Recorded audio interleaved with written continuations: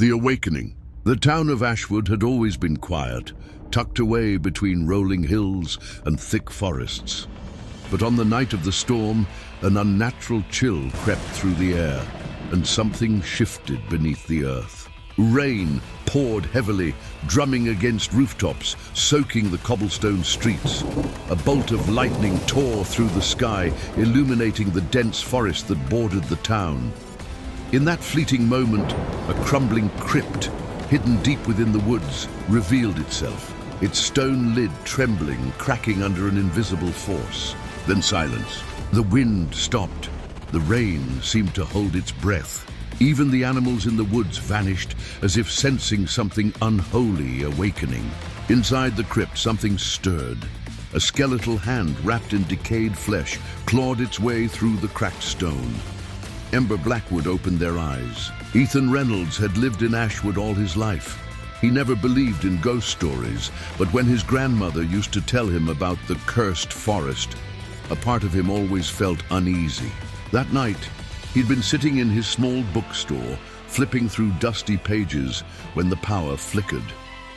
A gust of wind slammed against the windows, making the old wooden shelves creak. Then he heard it, a whisper, faint, almost like a sigh. He turned sharply, scanning the room, but there was no one there. The storm outside howled, but inside, everything was unnervingly still. The clock on the wall stopped. The second hand twitched, frozen in place. Something was wrong. Across town, Clara Wells woke up gasping for air. Her dream had been suffocating. A black void, endless whispers calling her name, and eyes staring at her from the darkness. She pressed a hand against her chest, feeling her heart hammer against her ribs. Something was watching her. She could feel it. She turned to the window, expecting to see nothing but the rain. But there, in the distance, just beyond the trees, stood a figure. Tall, motionless, waiting. Clara's breath hitched. When she blinked, the figure was gone. Father Thomas had served as Ashwood's priest for decades, and he knew one thing for certain. This was no ordinary night. The storm wasn't natural. It was a sign. He stood inside the old church, gripping his rosary tightly as the candles flickered wildly. The sacred symbols carved into the wooden pews seemed to shift under the dim light, twisting into something unrecognizable. Then the church doors burst open.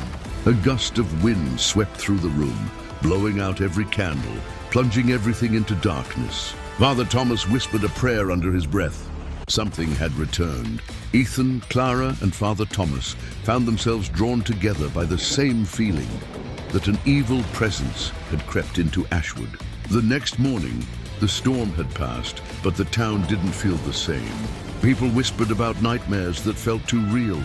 A farmer found all his cattle dead, their eyes missing. A woman claimed she saw her reflection move on its own. The air smelled of something burnt, something ancient. And then there was the graveyard. Ethan was the first to see it.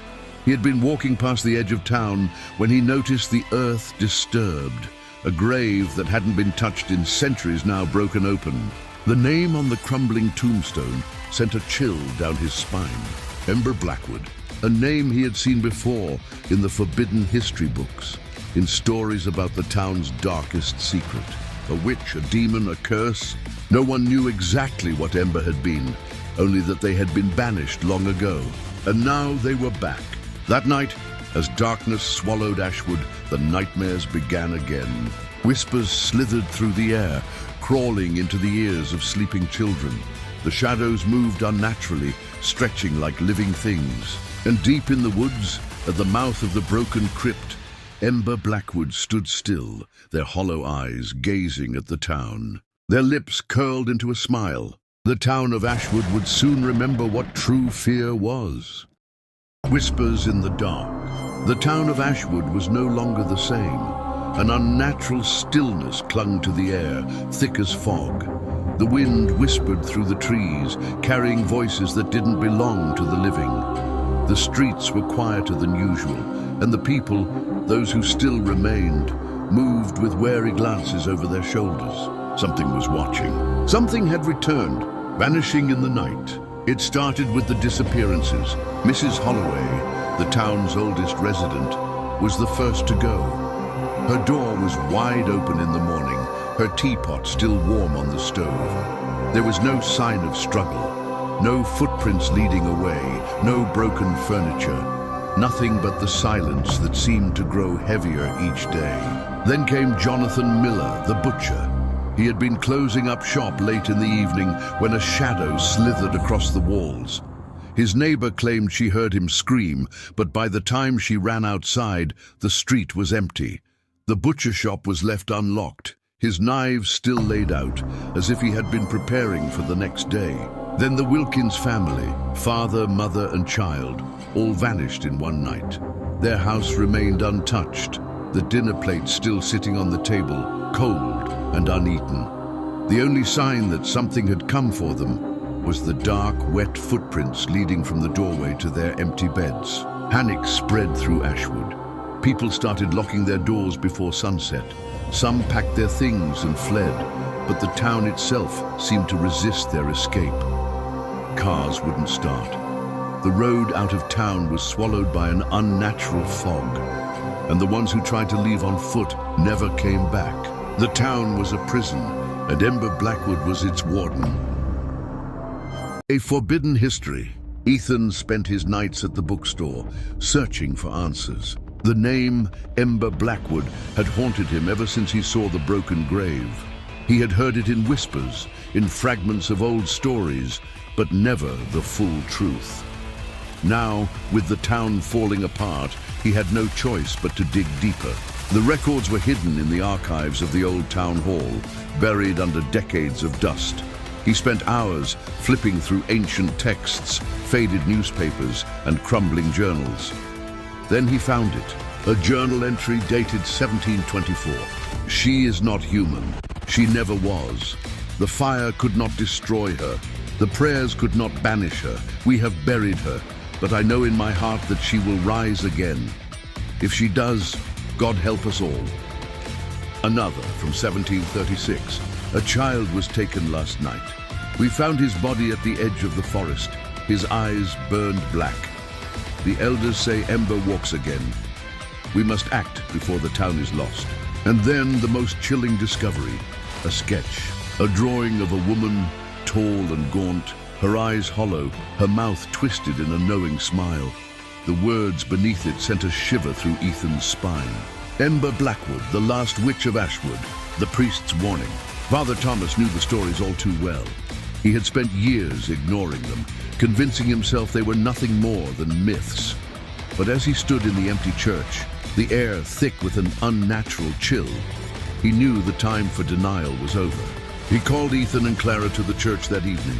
"The town has been cursed before," he said, his voice grim. "And now it has happened again." Ethan placed the old records on the wooden table. "I found these in the archives. Ember Blackwood wasn't just a legend. She was real," Father Thomas nodded. "More real than you can imagine. She was accused of witchcraft centuries ago, but the townspeople failed to destroy her. She wasn't like the others they burned. She didn't scream. She didn't bleed. They buried her deep in the woods, believing that was enough." Clara's face was pale, but it wasn't. "No," Father Thomas said. "She has returned." A gust of wind rattled the stained glass windows. The candles flickered wildly, casting long, distorted shadows across the church walls. "Then how do we stop her?" Ethan asked. Father Thomas hesitated. "We must learn what she is. If she is a demon, we must exorcise her. If she is something worse..." He exhaled. "Then we may already be too late." Clara's nightmare. That night, Clara didn't sleep. She fell. The moment she closed her eyes, she was no longer in her bed. She was standing in an endless void, black as pitch. The air was thick, suffocating, pressing against her skin. Then the whispers started, soft at first, 100 voices speaking in a language she didn't understand. Then louder, more frantic, a chorus of agony and madness. Clara turned and Ember was there. She stood inches away, her presence colder than death itself. Her long black dress blended into the darkness, her face half hidden by shadows. "Why do you run?" Ember whispered, her voice slithering into Clara's mind. Clara tried to move. but her body was frozen. Ember reached out, fingers brushing Clara's cheek. In an instant, visions flooded her mind. Flashes of horror, blood-stained rituals, bodies twisted in unnatural ways, the town burning under a blood-red sky. Then a single terrible truth. Clara had seen this before. Because she had been there. Ember's lips curled into a grin. Now you remember. Clara woke up screaming. The blood moon. A crimson glow spread over Ashwood as the blood moon rose high in the sky, painting the town in an eerie red haze. The air felt thick, suffocating, as though unseen hands pressed against the throats of the few remaining survivors. The town had fully descended into madness. Shadows slithered across the streets like living things.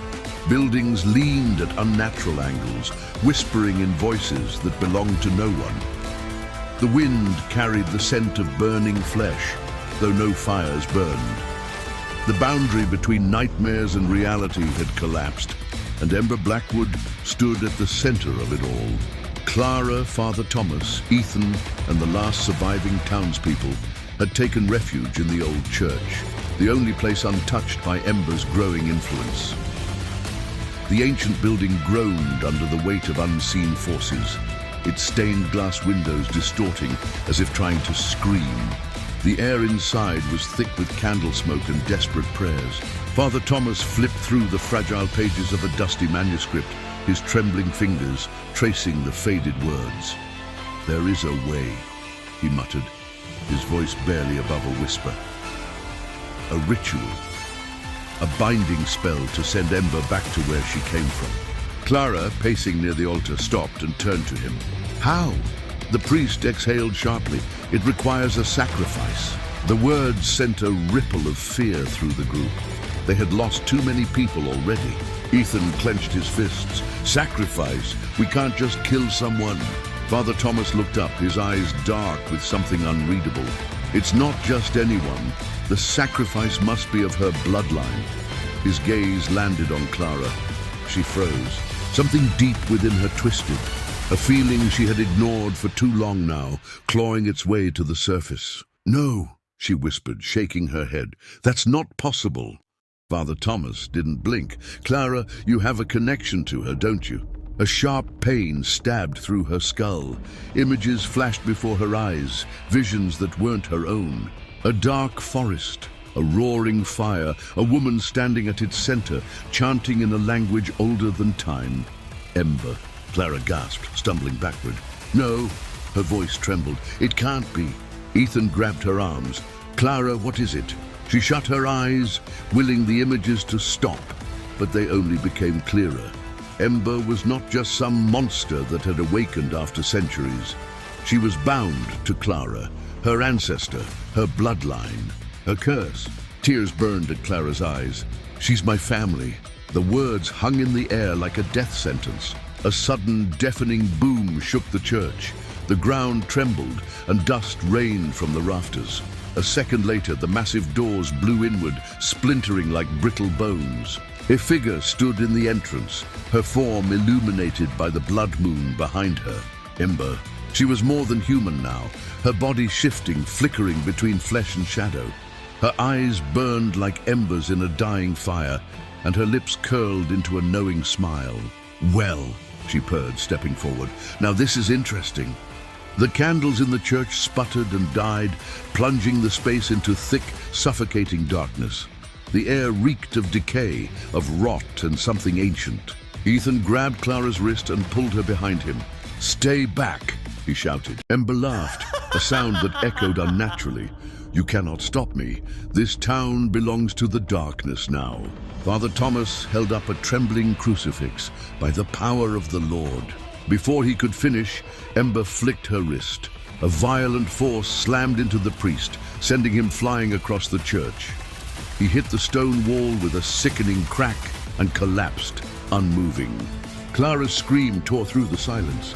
Ethan lunged at Ember, a rusted blade in hand. She barely glanced at him before lifting her palm. Ethan froze mid-motion, his body stiff as if invisible hands had seized him. His eyes widened in terror. Ember smiled. You mortal, she sighed, so fragile. With a flick of her fingers, Ethan was flung across the pews, crashing against the altar with a sickening thud. He groaned, blood trickling from his forehead. Clara's breath came in shallow gasps. She couldn't move, couldn't think. Ember turned to her, eyes glowing with cruel amusement. "You feel it, don't you?" Ember murmured, stepping closer. "The bond between us. You know what you are." Clara swallowed hard. "I'm nothing like you." Ember tilted her head. "Oh, but you are. My blood runs through your veins. The curse is in you, whether you accept it or not." Clara clenched her fists. "I will stop you." Ember chuckled. "How? You think you can fight me?" Clara's heart pounded. The ritual, the sacrifice. She didn't have a choice. Gritting her teeth, she turned to Ethan, who was struggling to get to his feet. "We have to finish the ritual." Ember's smile faded. "You wouldn't dare." Clara's hands trembled as she grabbed the manuscript. The words on the page pulsed, glowing faintly. She didn't understand the language, but somehow she knew what they meant. Her own voice came out in a whisper at first, then stronger. The words tasted foreign and ancient, vibrating in the air. Ember hissed. The ground trembled, the shadows recoiled. "No!" Ember's form flickered violently, her body twisting. Ethan, despite his injuries, crawled toward the altar, grabbing a dagger. His eyes met Clara's. "Clara, it needs your blood." Her stomach twisted. The blood of the cursed. The only thing that could seal Ember away. Clara looked down at the dagger in Ethan's hand. Her choice. Ember shrieked, lunging forward, her form unraveling into tendrils of darkness. Clara didn't hesitate. She seized the dagger and with a deep breath dragged it across her palm. Blood welled, dripping onto the manuscript. The church shook. A violent wind howled through the building. Ember let out a bone-chilling scream as her body convulsed, cracking apart like shattering glass. The darkness around her thrashed wildly, tendrils of shadow lashing at the walls. "You cannot do this," she screeched. "You are mine." The blood moon outside flickered. The shadows twisted violently before being sucked toward Ember, her body fractured, breaking apart into splinters of darkness. And then she was gone. Silence fell. The air was still. The blood moon began to fade, its deep crimson hue washing into pale silver. Clara swayed, the exhaustion hitting her all at once. Ethan caught her before she could collapse. "Is it over?" he whispered. Clara's eyes fluttered shut. "I don't know." Outside, the town lay in ruins. The nightmare had passed, but something still lingered. A whisper in the wind, a promise that darkness never truly dies.